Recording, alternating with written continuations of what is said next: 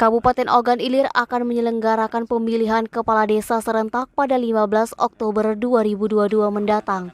Sedikitnya ada 173 desa di Ogan Ilir yang akan melaksanakan pilkada serentak.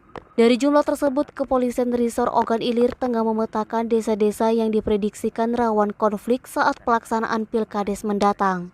Saat ini Polres Ogan Ilir sedang melakukan pengumpulan bahan keterangan dan pengumpulan data untuk mengetahui secara jelas. Kapolres Ogan Ilir AKBP Yusantio Sandi Kamis 26 Mei mengatakan, kemarin sudah melakukan rapat pertama dengan Pemkab Ogan Ilir bersama stakeholder. Menurut Yusantio Sandi, dikatakan rawan konflik di desa tersebut terdapat 2 calon yang berseteru.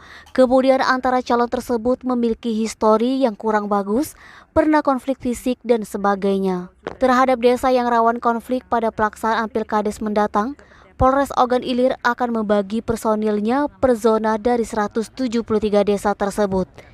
Pihaknya juga akan meminta BKO dari Brimob pada bulan September mendatang. Eti, Sumeko TV melaporkan.